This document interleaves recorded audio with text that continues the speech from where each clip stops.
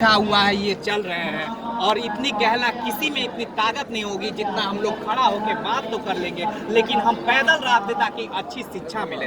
बात कर रहे हैं इन्होंने, ये पहले दिया हुआ था जैसे राष्ट्रपति का बेटा हो या भंगी का, वो एक जगह पढ़ेगा। उन्हीं बातों को लिखा हुआ है इन्होंने कि वो प्रधानमंत्री का बेटा हो या फिर मजदूर का बेटा हो, एक ही जगह पढ़ेगा। डीएम और सीएम का बेटा हो, मजदूर का हो, एक ही जगह पढ़ना चाहिए। इन्होंने कहा है one nation one education, one nation syllabus है।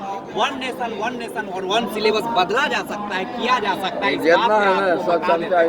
वन नेशन वन सिलेबस ऐसे किया जा सकता है जैसे मान लो पूरे देश में हम लोग पढ़ाई जो कर रहे हैं और सिलेबस अलग अलग है। अगर मान लो सीबीएसई सबसे ज्यादा स्कूल में चलती है और सीबीएसई को ही केंद्रित कर लिया जाए और वो जितने भी लोग अलग अलग पढ़ा रहे सिलेबस को एक किया जा सकता है। लैंग्वेज, उनका जो लैंग्वेज है उसको अपने अपने मान लो हिंदी में उसको डाल दें या फिर इंग्लिश में कर दें या फिर मैथिली में कर दें, लेकिन सिलेबस एक करके लैंग्वेज बदल ले तो आदमी जब एग्जाम देगा एक पैटर्न पे एग्जाम देगा तो एक ही चीज पढ़ा रहेगा और कॉमन एग्जाम हो जाएगा। तो इसी चीज को लागू होना चाहिए और ये बिल्कुल सही बात है sir. One nation one syllabus तो बिल्कुल होना चाहिए, क्योंकि ऐसा चीज नहीं आएगा तो एक रूपता नहीं आती है। कोई कुछ पढ़ रहा है, कोई प्राइवेट में पढ़ रहा है अलग चीज, कोई सरकारी में जो एग्जाम का जो पैटर्न होता है ना वो किसी सिलेबस से लिया गया, किसी को पता नहीं चल रहा है। तो इससे बढ़िया है कि हम लोग इस पैटर्न पे हम लोग ध्यान दें, क्योंकि अगर आप ध्यान नहीं दीजिएगा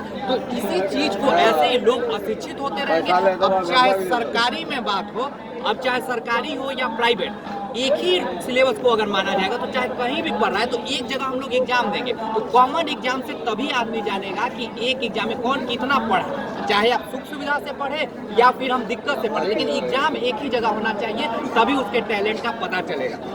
उन्होंने सही कहा है। पहली पॉइंट को आप देख लीजिए, जीडीपी को 10 शिक्षा खर्च हम लोग खर्च क्यों होना चाहिए, क्योंकि जीडीपी का 1% जितने भी लोग होता है हम क्यों हैं। सबसे पहले हमको शिक्षा जरूरी है। आप चाहे संविधान की बात कर लीजिए तो बाबा साहब भी आपका यही बात बोले कि शिक्षित होगा तभी बदलेंगे, बाकी कोई उपाय नहीं है। कोई भी बदल सकता है या समान रूपता ला सकता है, उसका सिर्फ एक ही चीज हो सकता है, वो है शिक्षा।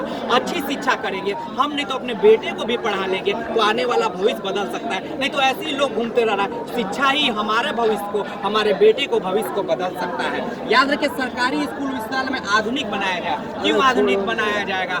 आधुनिक इसलिए बनाना चाहिए क्योंकि आधुनिक नहीं बनाने से क्या होता है कि हमारे पास तो, हम तो गरीब हैं, हम तो उतने पैसे वाले हैं नहीं। तो जब हमारे गरीबी में उस शिक्षा को, मूलभूत शिक्षा में, संरचना में, हर कोई उतना पढ़ा लिखा नहीं है कि वो लाख रुपया दे दे के पढ़ाई करेगा। तो सरकारी स्कूल भी हमारा ये संस्था है और उसी में हम भी चाहते हैं कि पढ़े। और शिक्षा तो एक्चुअली फ्री होना चाहिए। इसमें एक चीज और दे दें तो हमारे बिहार में दिया हुआ है 2000 में RT दिया हुआ है, राइट टू एजुकेशन एक्ट दिया हुआ है। उस एजुकेशन को है कि 25% लोग मुफ्त में पढ़ाया जाएगा, लेकिन शिक्षा को पूरे मुफ्त में देना चाहिए, क्योंकि जब तक हम लोग मुफ्त में नहीं दे सकते हैं, क्योंकि शिक्षा को हम लोग मुफ्त इसलिए गरीब अमीर एक ही चीज में, गरीब अमीर एक ही रूप में 25% जब तक हम शिक्षा नहीं पढ़ाया जाएगा तो मान लो शिक्षा पूरी होनी चाहिए। लेकिन एक लागू है कि 25% हम लोग जब देते हैं आर्टिकल राइट टू एजुकेशन के तहत तो गरीबों का बच्चा पढ़े, लेकिन शिक्षा फ्री होना चाहिए, क्योंकि शिक्षा से ही बदलाव संभव है। 100% फ्री होना चाहिए।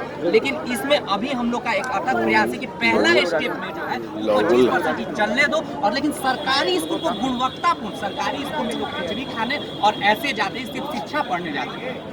जब तक हम गुणवत्तापूर्ण शिक्षा की बात नहीं करेंगे सरकारी स्कूल में, समानता की हम एक रूप को ला ही नहीं सकते, क्योंकि जिसके पास पैसा वो प्राइवेट में पढ़ेगा और प्राइवेट में पढ़ेगा आधुनिकता के साथ पढ़ेगा, हर संजो सामान के साथ पढ़ेगा। लेकिन हम लोग जो नीचे सरकारी में पढ़ते हैं ना, हम अभाव में पढ़ते हैं। अभाव में भी कुछ लोग निकलते हैं जो प्रभाव छोड़ते हैं, वरना अभाव के चलते अपने आप को धराशायी में ढकेलते जाते हैं। अब याद रखिएगा, एक देश शिक्षा बोर्ड, एक देश पाठ्यक्रम होना चाहिए। वो वन नेशन वन सिलेबस का ही पाठ है कि एक पाठ्यक्रम हो। लैंग्वेज अलग अलग हो सकता है, लैंग्वेज में कोई दिक्कत नहीं, कि सिलेबस एक होनी चाहिए। इनकी सरकारी स्कूल कॉलेज विश्वविद्यालय का बढ़ावा दिया जाए। सिंपल बात है कि बढ़ावा देगा तो हमारे कम पैसे में हम लोग पढ़ लेंगे। और नीचे में आइए, प्रतियोगिता परीक्षा को निश्चित सीमा पर परीक्षा लिया जाए, क्योंकि हम जो पढ़ाई कर रहे हैं यहाँ पे जितने भी बच्चे ग्रेजुएशन या एजुकेशन में पढ़ रहे हैं ना, तो उनको 3 साल का पढ़ाई 5-5 साल लगता है, समय बिता देते हैं।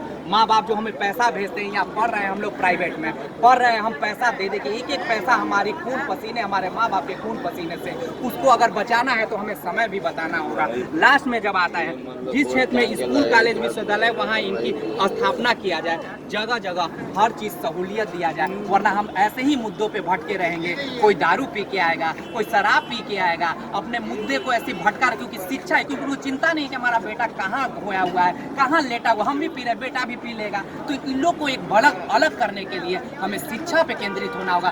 भविष्य को सुधारना सिर्फ सरकार के बूते नहीं है, वो तो जो अपना सत्ता सुख करेगा, हम लोगों को जागृत होगा, इन्हें अपने बेटे के लिए सोचना होगा, हमें अपने बेटे के लिए सोचना होगा, इन्हें अपने भाई के लिए सोचना होगा। दुकान चालू करे रात में ये मजदूर, ये लोग ये नहीं चाहता है कि हम मजदूर है तो मेरा बेटा भी मजदूर बने। हम चाहते हैं कि अगर हम मजदूर है तो हमारा बेटा कोई अफसर बने, डॉक्टर बने।